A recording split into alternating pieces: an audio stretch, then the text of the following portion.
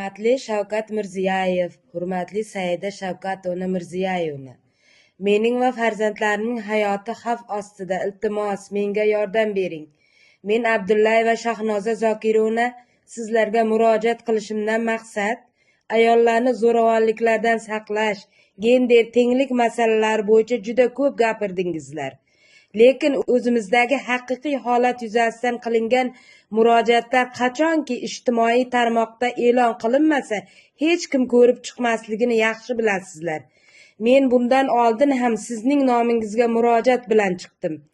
Prezident nomiga yozilgan arizalar to'liq va sifatli tekshiriladi degan edingiz. Lekin sizning nomingizga yozgan o'nlab arizalarim javobsiz qoldi-ku.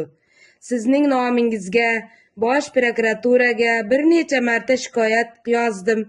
Ichki ishlar vaziri, Respublika Xotin-qizlar qo'mitasi, Ombudsman, Senat, Bolalar ombudsmanining qabuliga borib shaxsan shikoyat topshirdim. Lekin birorta shikoyatim inobatga olinmadi. Qashqadaryo viloyati Ichki ishlar boshqarmasi boshlig'i qabuliga har yakshanba kuni kiraman. Lekin biror natija bo'lgani yo'q. Hamma joyda faqat nazoratga olamiz degan yolg'on va'da berishdan boshqa javob yo'q. Men sobiq turmush o'rtog'im Rasulov Jobir Jamolxonovich tomonidan 2020-yildan buyon muntazam ravishda qiynoqqa solib kelinayotganligim, u tomonidan 2024-yil dekabr oyida boshimni urib yorganligi oqibatida katta chandiq yuzaga kelganligi, labim ikkiga bo'linib chandiq qolganligi, 2025-yil 4-iyun kuni jiyani bilan uyimga bostirib kelib, kasal yotgan joyimda meni farzandlarim va jiyanimning yonida video tasvirga olib, uni qarindoshlarimga yuborib, meni masxara qilganligini har doim 102 raqami orqali chora ko'rishlik uchun murojaat qilganligimni, 2023-yildan buyon ota-onamni uyda yashayotgan bo'lsam-da, ishxonamga kelib yoki ko'chada to'xtatib tinmasdan urib, haqoratlab, tan jarohati yetkazib kelayotganligi, 2023-yildan buyon bolalarim uchun aliment to'lovini o'zidagi bank plastik kartasiga tushirib olib, majburiy ijro organiga go'yoki aliment to'layotgandek ko'rsatib kelayotganligi, mening nomimga ipoteka krediti asosida olingan uy joyini soxta hujjatlar asosida boshqaga sotib yuborgan bo'lsa-da, lekin kredit mablag'ini men to'lab kelayotganligim, shuningdek men hech qayerda o'qimayotgan bo'lsam-da, mening nomimga talaba krediti olib o'zlashtirib yuborganligi kabi holatlar bo'yicha turmush o'rtog'imga nisbatan chora ko'rishlikni so'rab qilgan murojaatlarim sobiq turmush o'rtog'im puldor bank xodimi ekanligi, viloyat davlat xavfsizlik boshqarmasining agent qulog'i ekanligi uchun birorta rahbar meni dardimni eshitib ko'rib, qonuniy ko'rib chiqilishda yordam bera olmaydi. Men avgust oyida ichki ishlar vazirining qabuliga borgan bo'lsam, har yakshanba kuni viloyat ichki ishlar boshlig'ining qabuliga borib, qonunga ko'ra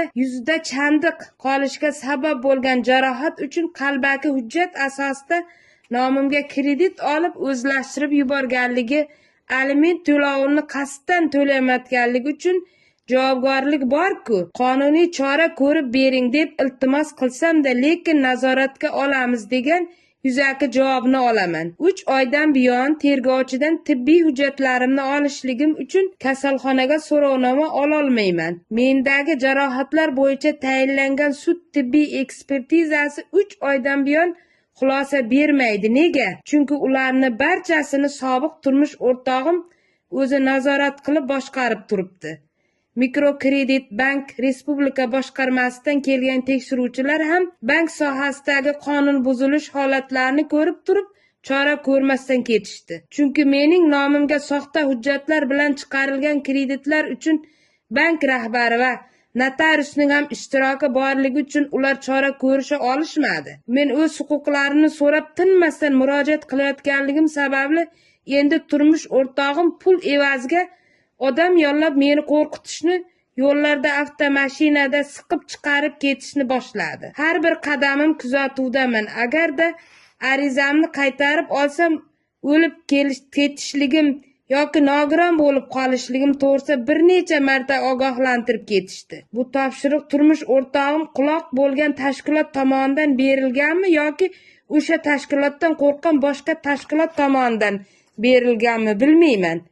Lekin bu ogohlantiruvdan keyin men va ota-onam qo'rquvdan butunlay sog'lig'imizni yo'qotdik. Shu qo'rquv tufayli menda yurak kengayishi tashxisi aniqlandi va hozir qarindoshlarim qo'riqlovda davolanmoqdaman. O'zbekistonda men murojaat qilmagan vazirlik va idora qolmadi. Hurmatli prezident, ayting, men dardimni kimga aytib, kimga murojaat qilayin?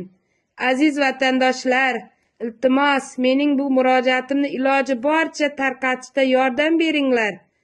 Zora mening dardimni biror tashkilot eshitib, zo'ravonga nisbatan chora ko'rilishda yordam berib qolsa, hozirgi kunda mening va farzandlarimning hayoti xavf ostida. Hurmatli prezident, hurmatli Saida